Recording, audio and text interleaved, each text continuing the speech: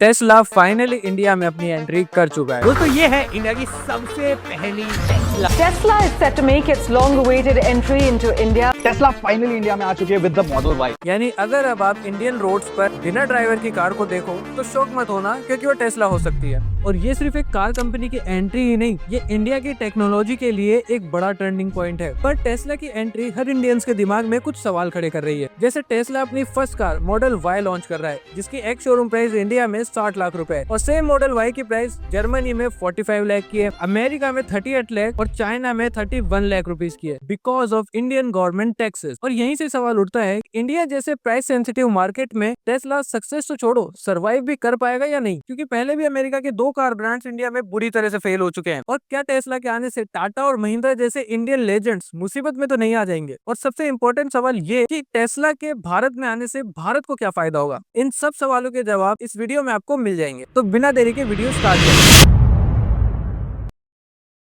अब इन सब सवालों के जानने से पहले ये समझो कि टेस्ला और इंडिया के बीच में रिश्ता बना कैसे। तो टेस्ला की कहानी भारत में शुरू हुई 2016 से, जब एलोन मस्क ने मॉडल 3 को दुनिया के सामने लॉन्च किया था। ये वही टाइम था जब पूरा वर्ल्ड फ्यूचर की ओर कदम रख रहा था, हर जगह टेस्ला का ही नाम था। और 2017 आते आते भारत सरकार भी टेस्ला को लेकर इतनी ज्यादा एक्साइटेड हो गई कि इंडिया खुद एलोन मस्क को भारत में आने का निमंत्रण देते हैं। मैं एलॉन मस्क को मिला, तुमको लैंड चाहिए फोकट में देता हूँ, हाँ।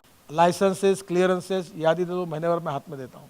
इंडिया चलो, इंडिया में मैन्युफैक्चरिंग शुरू। क्योंकि टेस्ला के इंडिया में आने से इंडिया में एक ईवी रेवोल्यूशन शुरू हो जाता, जो कि इंडिया की ऑटो इंडस्ट्री का पूरा नक्शा बदल सकता था। लेकिन दोस्तों, उस वक्त एलोन मस्क इंडिया में आने के लिए बिल्कुल भी इंटरेस्टेड नहीं थे, क्योंकि एलोन मस्क और उनकी टीम का ऐसा कहना था कि बिना इंडियन बायर्स को समझे, बिना इंडियन मार्केट को समझे, वो एकदम से हजारों करोड़ों रुपए इंडिया में इन्वेस्ट नहीं कर सकते। पर एलोन मस्क की ये सोच बदलने में 3 साल भी नहीं लगे, क्योंकि कोरोना के बाद से इंडिया ने जो ग्रोथ की रफ्तार पकड़ी है, जो इंडियन बायर्स का पर्सोना चेंज हुआ है, उसके बारे में आज हर भारतीय जानता है। लेकिन आप शॉक हो जाओगे ये जान के, जिस टेस्ला के लिए इंडिया के लोग इतना एक्साइटेड हैं, वो फिलहाल ग्लोबल मार्केट में बुरी तरह से फेल हो रही है। टेस्ला के शेयर प्राइस 50% तक गिर चुके हैं। जहां टेस्ला की 75% सेल्स यूएस और चाइना से आती थी, वहां पर भी 40% सेल डाउन हो चुकी है। इसका मतलब ये तो साफ है कि टेस्ला अभी मुसीबत में है। और यहीं से एलोन मस्क को टेस्ला को बचाने का एक सहारा दिख रहा है इंडिया। देखो, इंडिया वर्ल्ड का 3rd सबसे बड़ा ऑटोमोबाइल मार्केट है, और इसलिए इंडिया में भी बहुत पोटेंशियल है, जो कि एलोन मस्क को भी दिख रहा है। इसीलिए एलोन मस्क ने सोचा कि वो डायरेक्ट हजारों करोड़ों रुपए इन्वेस्ट करने से पहले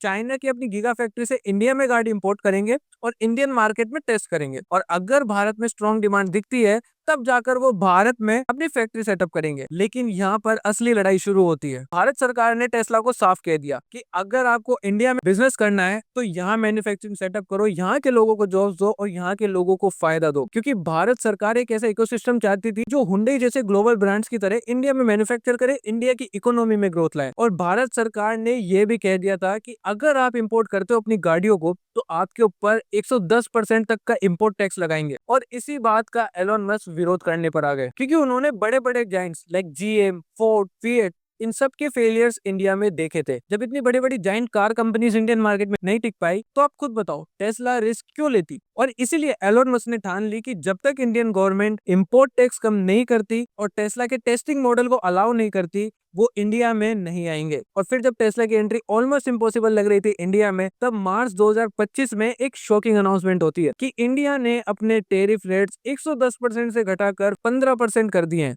आई मीन हाउ? रीजन था डोनाल्ड ट्रंप। ट्रंप ने साफ कहा था कि अगर इंडिया अमेरिकन कंपनीज पर हाई टैरिफ लगाता है, तो बदले में इंडिया भी तैयार रहे, अमेरिका भी इंडियन ब्रांड्स पर दुगना हाई टैरिफ लगाएगा, जिससे जियोपॉलिटिक्स का प्रेशर इंडिया पर बना और इंडिया को अपने टैरिफ्स कम करने पड़े। और इसीलिए मार्च 2025 में एक नई ईवी पॉलिसी को लॉन्च किया गया, जिसमें एक लिमिट सेट कर दी गई कि अगर फॉरेन ईवी कंपनीज 8000 तक ईवी कार्स को इंपोर्ट करती है, तो उनको सिर्फ 15% का ही कस्टम ड्यूटी टैक्स पे करना पड़ेगा, जो कि पहले 110% का था। अब ये खबर सुनते ही टेस्ला की चांदी हो गई। उसने फटाफट इंडियन गवर्नमेंट की इन शर्तों को मान लिया और टेस्ला फाइनली इंडिया में आ गई।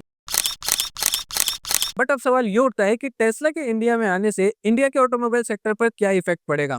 और Indian giants like Tata and Mahindra, इनके लिए टेस्ला मुसीबत है या अपॉर्चुनिटी? देखो, इंडिया में 3 कैटेगरीज में कार सेल होती है, budget, mid range and premium segment. और इंडिया में सबसे ज्यादा cars budget and mid range segment में ही सेल होती है। यानी जो कार 6 से 15 लाख में हो वो बजट सेगमेंट, और जो 15 से 28 लाख वो मिड रेंज कार्स। और टाटा, महिंद्रा, एमजी, हुंडई ये सब इसी कैटेगरी में अपनी कार सेल करते हैं। लेकिन टेस्ला इस कैटेगरी में दूर दूर तक भी नहीं है, क्योंकि टेस्ला ने अपनी गाड़ियां हाई एंड प्रीमियम कैटेगरी में लॉन्च की है, जो इंडिया में अभी भी एक बहुत छोटा मार्केट है। तो एक बात तो क्लियर है, टेस्ला के आने से टाटा और महिंद्रा को फिलहाल कोई फर्क नहीं पड़ने वाला। लेकिन टेस्ला जिस कैटेगरी में कार सेल कर रही है वो इंडिया में अभी बहुत छोटा मार्केट है। अगर इंडिया का ईवी कार मार्केट हम देखें तो बजट ईवी कार्स में फिलहाल टाटा, एमजी कॉमेट, सिटियोन जैसी कारें हैं, ये सबसे ज्यादा बिकती है। दूसरा, मिड रेंज ईवी में टाटा, महिंद्रा, हुंडई ये सब कार डोमिनेटिंग है। फिर है प्रीमियम ईवी कार मार्केट, जिसकी प्राइस रेंज 25 से 50 लाख है। इसमें भी BYD और हुंडई आइकॉनिक जैसे ब्रांड्स आ चुके हैं।